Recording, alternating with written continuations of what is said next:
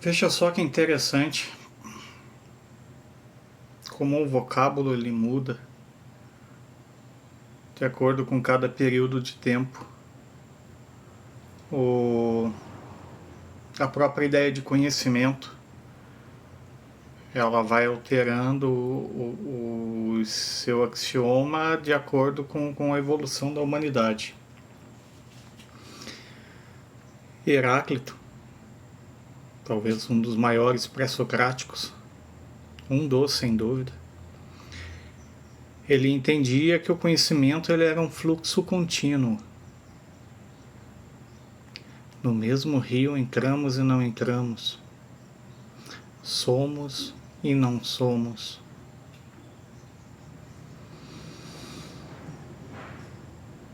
Tudo está em transformação.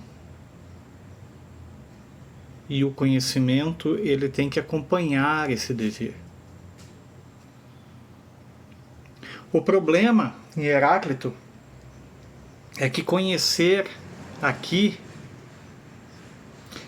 é tentar fixar o que não para.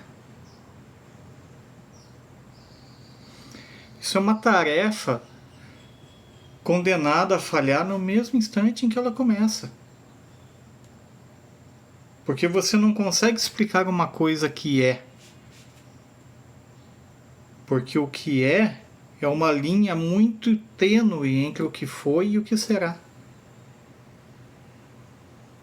Você só consegue explicar aquilo que foi. Você pode projetar alguma coisa que talvez venha a ser. Mas você nunca consegue definir aquilo que é. Porque quando você terminou de definir o que é já foi.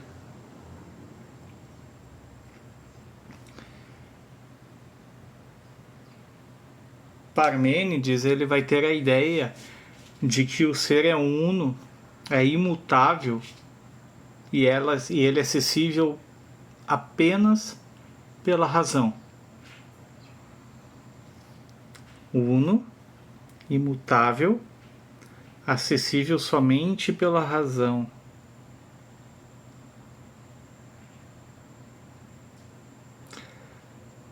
Se o conhecimento é uno e o conhecimento é imutável, então a mudança ela passa a ser uma ilusão dos sentidos. Não existe mudança.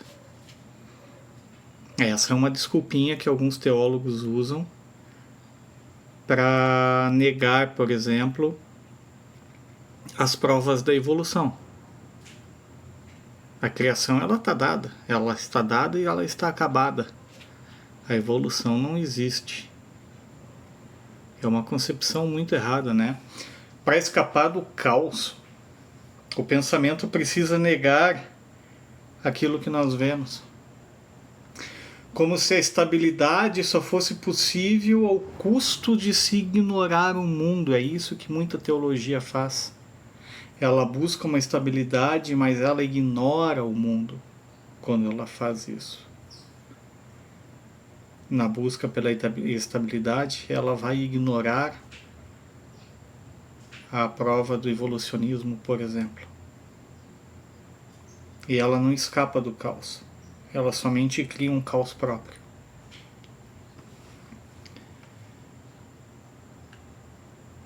Mas quando nós falamos em conhecimento, nós não podemos deixar de fora Demócrito. Demócrito é o pai do atomismo, para quem não sabe. Ele cria a teoria de que a realidade ela é composta por átomos e pelo vazio. O conhecimento ele seria o resultado da relação entre esses elementos e os sentidos. Os elementos, os átomos e o vazio, sendo analisados, interpretados pelos sentidos, formam o conhecimento.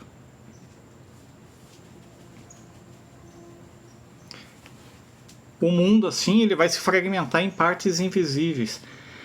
E o conhecimento vai passar a defender algo que nunca vai ser plenamente alcançado.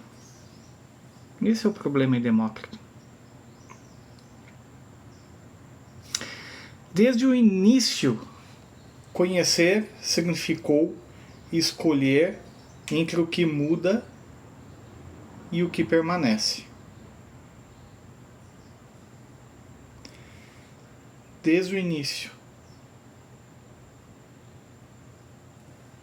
conhecer se mostrou na prática como resultado a capacidade de falhar em capturar qualquer um dos dois. Falhou em capturar aquilo que muda e falhou em capturar aquilo que permanece. Ele falha, o conhecimento falha em capturar aquilo que muda, porque para capturar aquilo que muda tem que se prever o futuro.